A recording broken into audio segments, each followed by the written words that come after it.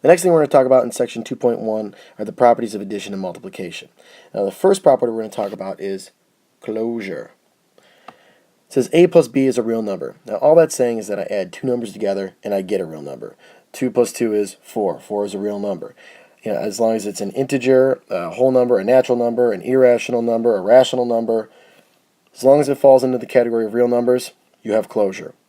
Multiplication, same idea, but this time we're doing a times b. So any two numbers multiplied by each other, as long as that gives you a real number, you have closure. Commutative, we've seen this one many, many times. A plus b equals b plus a. 2 plus 3 equals 3 plus 2. And the same with multiplication. 2 times 3 equals 3 times 2. Okay, associative, sometimes we get a little confused on this. Basically what we're doing is we're changing where our parentheses are.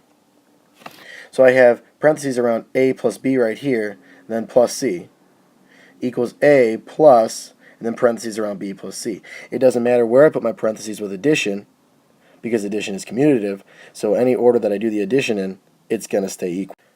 And once again, it's the same idea with multiplication. In this first part, I have a times b, then times c.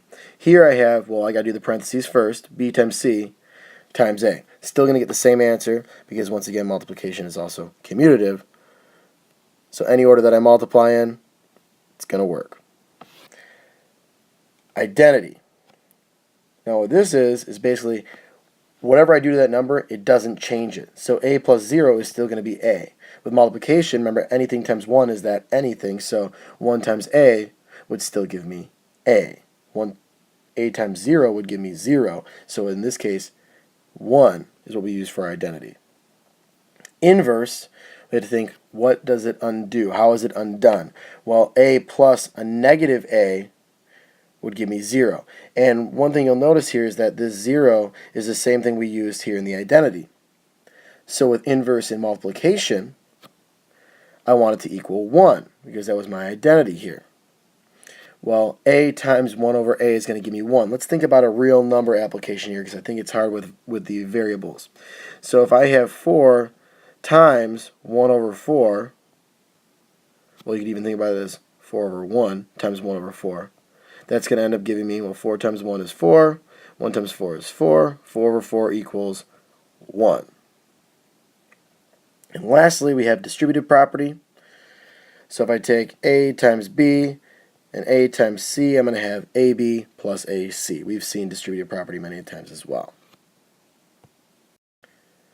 Here's a couple examples. We're going to identify which property we are using. So having those notes that you just took with all the different properties may be helpful. It's also in your book as well in section 2.1. So for number 1 here we have 6 plus a negative 3 equals negative 3 plus 6. So we've just switched these two numbers when we brought it over here. When I switch it, that is commutative. For number 2, we have c equals 1 times c. Well, remember when you multiply by 1, it stays the same. That is our identity. For number 3 here, we have 1/2 times negative 3 times pi is a real number. Now remember, if it's numbers multiplied together and it still stays a real number, that means that we have closure. And number 4 here, negative 10 times negative 7 equals negative 7 times negative 10. Once again, we have commutative. This time it's with multiplication. And number 5 here, we have 2 times 4 minus 5. And then we have 4 minus 5 times 2. Now this one can be a little tricky for some. Notice how my order has changed. I have 2 times 4 minus 5 and 4 minus 5 times 2. Some people will think, oh, I see the parentheses moving around and things like that. This has to be associative property. But in this case, think about it this way. We have 2 times negative 1, 4 minus 5 is negative 1, equals negative 1 times 2. What do we actually have? We have commutative once again.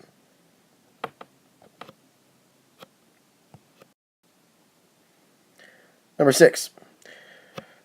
Well, here we have x times negative w plus y equals x times negative w plus x times y. Well, it looks like what we just did here is we distributed the x to both of those, so a distributive property. Number 7. Here I have negative 2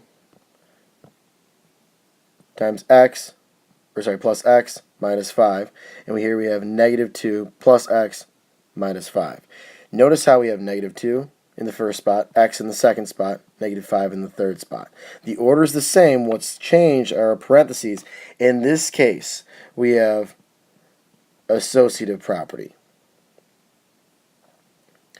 The order is still the same. Negative 2 is first, x, and then negative 5. Negative 2, x, negative 5. But the parentheses have changed. That's associative. Number 8.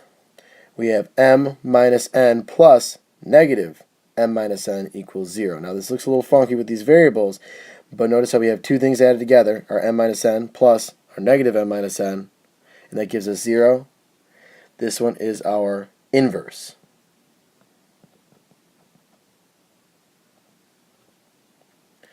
And last but not least, we have negative 2 times negative 1/2 equals 1. When you have these two things that multiply together to equal 1, this is the multiplicative inverse. So here we have addition, here we have multiplication.